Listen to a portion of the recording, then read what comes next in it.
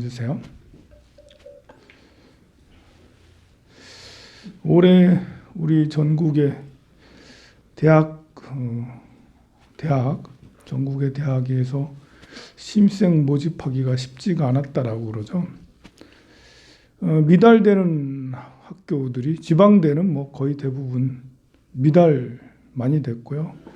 지방 국립대조차도 정말 미달 많이 되고 그래요. 이렇게 점점 이제 인구가 줄다 보니까요. 아이들이 이제 출생 뭐 이렇게 이런 것이 저희 시절만 해도 1년에 100만 명 태어났었는데 60년대 후반, 70년대 초반 이런 때는 100만 명씩 태어났거든요. 80년대 중후반까지도 1년에 80만 명, 90만 명 이렇게 태어났는데 2000년 전후로 해서는 1년에 50만 명 태어났어요. 그러니까 반절된 거죠. 70년 전후하고 2000년, 30년 지나서 반절로 툭 떨어진 거예요.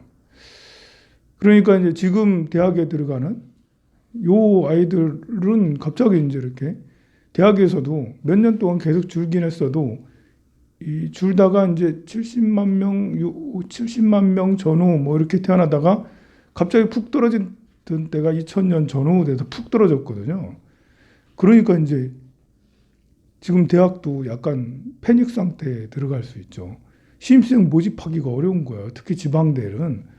지방 국립대도 뭐 부산대고 경북대고 이런 데도 미달학과들이 속출하고 이제 뭐 2월 달 뭐 이런 때는 추가 모집 이러면은 원서만 딱 내도 들어갈 수 있는 학과들이 잘하면 생길 수도 있는 그런 이제 때라는 거죠. 그리고 지금의 충격이 조금 더 지나면 한 10년 정도 지나면 그 다음에는 이제 50만 명 전후에서 30만 명대로 푹 또 떨어져요. 1년 출산하는 게 2010년 전후 돼서는 30만 명대로 갑자기 몇 년 쭉 어느 정도 유지하다가 갑자기 30만 명대로 툭 떨어지는 거죠. 그러면 진짜로 이거는 뭐 지금 젊은이들 청년들이 고용이 안 돼서 본인들이 원하는 자리에 가고 싶지 원하는 자리 아니면 안 가는 것도 있지만 취업을 하려고 해도 일자리가 없잖아요. 그런데 10년 정도 지나면 일자리가 많을 수 있어요. 일본이 그러거든요. 일본이 10년 전, 20년만 해도 일자리가 너무 없어가지고 구직하기가 너무 어려웠는데 지금은 너도나도 여기서 이 기업에서 저 기업에서 젊은이들 데리고 가려고 여기서 일로 오세요, 절로 오세요. 오라는 데가 너무 많아요. 물론 초봉이 뭐 그렇게 원하는 만큼은 아닐 수도 있겠지만 일자리는 지금 일본은 젊은이들한테는 굉장히 이제 많이 열려 있다. 그런 걸 보면 우리도 그걸 똑같이 겪고 있으니까 한 10년 정도 지나면 젊은 청년들이 일자리들이 여기저기 일로 오세요 하는 데가 많이 늘어날 수 있다. 우리나라가 지금처럼 경제 성장을 해 간다면요. 그렇다면 지금의 세대는 좀 낀 세대다. 이거 지금 이제 20대, 지금 현재 20대, 30대 초반 아직 구직을 하지 못한 애들까지 포함해서 정말 쉽지 않은 세대, 이렇게 구직 활동이 쉽지 않은 시절에 살고 있는 거라 할 수 있는데요. 좀 10년 정도 지나면 그 다음 세대는 좀 나은데 지금 20대, 30대 초반은 참 난감하다 할 수 있습니다. 자, 우리가 이렇게 보면 이렇게 세상은 뭐 주기적으로 좋아졌다, 나빠졌다 막 그러는데요. 뭐 코로나고 뭐고 지금은 사실은 평화 시대라고 할 수가 있어요.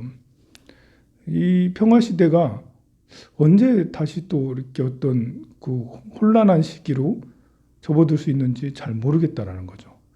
다행히 뭐 이렇게 코로나라 하더라도 뭐 우리나라에서도 미국에서도 유럽에서도 전 세계 이렇게 주요 국가들은 엄청난 많은 돈을 풀었어요. 그래서 유동성이라는 말을 많이 하죠. 유동성이 많이 풀렸어요. 뭐 M1 증가율, M2 증가율이 10%, 20%확 늘었어요. 라면서 통화량이 굉장히 많이 늘어가지고 그 통화량이 이렇게 막 이렇게 돌고 하다 보니까 좀 힘든 사람은 여전히 힘들지만 뭐 그래도 이제 세상은 돌아가고 있어요. 막 통화량이 막 많아지니까 자산의 가격이 막 올라가요. 땅값이 올라가고 뭐 부동산 뭐 이렇게 집값이 막 올라가고 그래. 다른 뭐 이렇게 원자재 가격도 계속 올라가고 식료품비도 뭐 이렇게 적지 않게 에그플레이션 해가지고 뭐 엄청 식료품비가 막 올라가고 그래. 자, 이러다가 버블이 오지 않겠나? 지금 계속 상승하고 있는데요. 어디까지 상승할 건가? 자본주의에서 제일 큰 것은 전쟁이고 그 다음에 공황이죠. 전쟁이 일어나면 뭐 너도 나도 뭐 어떤 자본주의든 공산주의든 어떤 세계든 전쟁이 일어나면 이제 많은 사람들이 전부 다 고난을 면치 못하게 되는데요. 자본주의가 극에 이르면 버블이 생기고 버블이 공황의 상태로 푹 떨어지게 되고 공황이 조금 더 심해지면 전쟁이 돼버릴 수가 있는 거죠. 때로는 공황을 겪지 않고 공황이 될까봐 전쟁으로 바로 가는 경우도 있고요. 그러게 되면 이제 뭐 아무리 재산이 많다 하더라도 아무리 뭐 몸이 건강하다 하더라도 많은 사람들은 죽거나 다치거나 뭐 빈털터리가 되거나 우리 원화가 가치가 푹 떨어져서 아무리 내가 100억을 들고 있다 하더라도 휴지 조각이 돼버릴 수도 있는 그런 난감한 경우들이 이제 생길 수 있다라는 거죠. 그런 경우는 언제든지 우리한테는 있을 수 있는 일이죠. 마치 내가 내일이라도 오늘이라도 목숨을 잃을 수 있는 것처럼 그런 것처럼 이제 이렇게 우리가 경제라든지 이런 것들도 사회 상황도 언제든지 나락으로 떨어질 수가 있는 거죠. 사실 우리 대한민국은 이제 뭐 이렇게 100년 전만 하더라도 옛날 뭐 유럽에서 우리나라 이렇게 기행 와가지고 우리나라의 기록들을 보면 1900년대 전후 이렇게 보면 우리나라는 초가집밖에 없더라. 기와집은 드물고 서울의 인구가 20만 명, 25만 명 살았는데 전부 다 초가집이더라.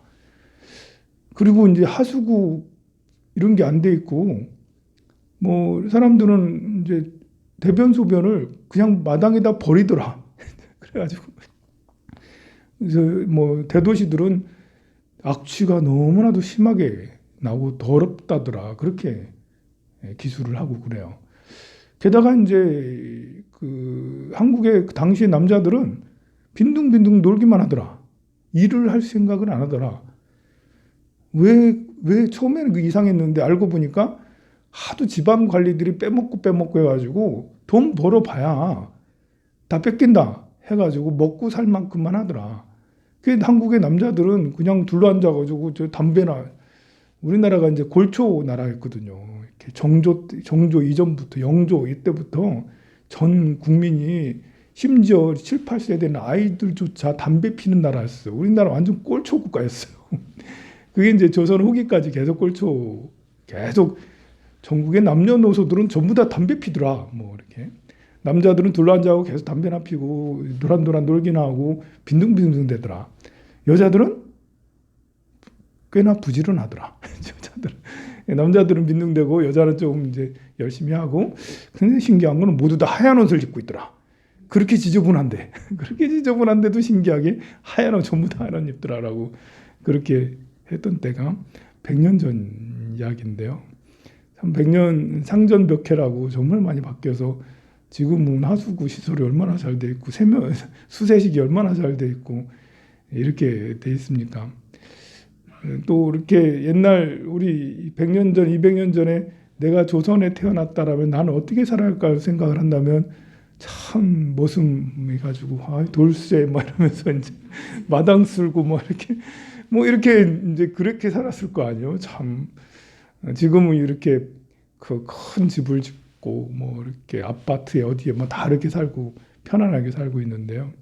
이게 또 언제 뒤바뀌어 가지고 전쟁이 일어나거나 버블이 일어나거나 어쨌든 인구 감소 추세로 뭐 이렇게 그 학교들은 굉장히 힘들어질 거고 또 다른 부동산도 곧 있으면 뭐 지금에야 이제 마지막 끝물이라 할 수도 있겠죠. 그죠? 여러분들 다 그렇게 예상을 할 거예요. 이것이 이 부동산이 언제까지 갈 거냐 했을 때 인구가 감소되고 하면 부동산 가치는 당연히 폭락될 수밖에 없다라는 우리 막연한 막연한 게 아니라 합리적인 추론이죠. 그래서 뭐 이 마지막 물을 타고 내가 가야 되나? 이렇게 꼭지까지 올라가야 되나? 아니면 어깨까지 왔으니까 여기서 그냥 팔고 그냥 현금으로 챙겨놔야 되나? 뭐 다들 각자마다 생각이, 만약에 이제 자산 운용을 생각한다면 고민이 적진 않을 거야. 그렇지만 꼭지는 언제인지 모르니 갖고 있는 부동산은 끝까지 간다. 계속 가져간다. 해가지고 더 갈 수도 있겠죠. 어쩌면 올해 내년까지는 뭐 이렇게 자산들은 더 상승할 수 있을 것 같아요. 워낙 이제 전 세계에서 이렇게 유동성을 많이 풀었기 때문에 모든 자산들은 다 올라갈 것 같은데요. 그래서 걱정이죠. 가만히 있자니 남들 돈 버는 게 배 아프고 나는 가만히 있고, 또 뭘 하자니 지금은 많이 올라 있고, 다 올라 있거든요. 부동산도 올라 있죠. 주식도 올라 있죠. 뭣도 올라 있죠. 다 올랐어요. 올랐어. 지금 들어가자니 너무 높고, 지금 뭐 이사 가자니 야, 이거 너무 비싸더라. 집값이. 이제 그렇게 할 수도 없고, 뭘 하자니 어려워요. 그런데 한 번 더 상승이 있을까? 그거는 아무도 알 수가 없죠.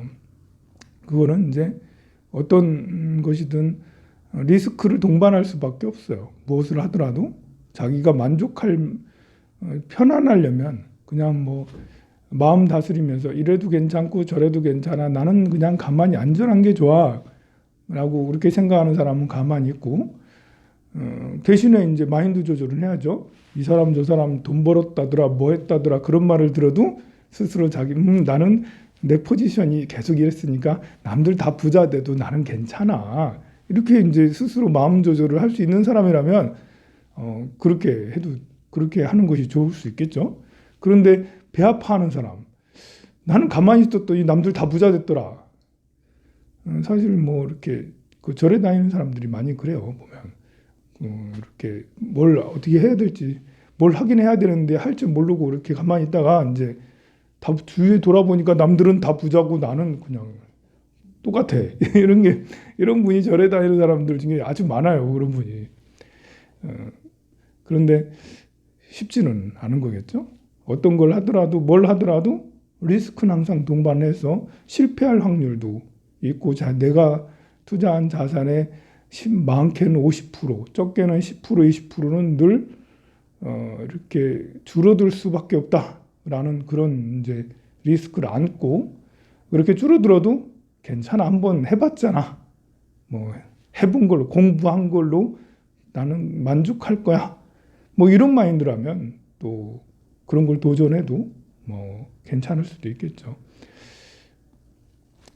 앞으로 어떤 세상이 올지는 모르겠지만 정말 뭐 기후 변화에다 뭐에다 뭐 이렇게 굉장히 그 변동성이 큰 사회에 우리가 살고 있어요. 그런데 지금만 그런 게 아니라 우리는 과거 오래전부터 지금보다 더 심한 변동성 사회에 살고 있었다. 지금이 오히려 더 안전한 사회일 수 있다. 물론 기후 변화를 본다면 또 다를 수 있겠지만 정치적인 뭐 경제적인 이런 것들은 정말 우리 그 조선뿐만 아니라 세계 어느 곳도 안전하지 않았고 변동성이 너무 컸었다.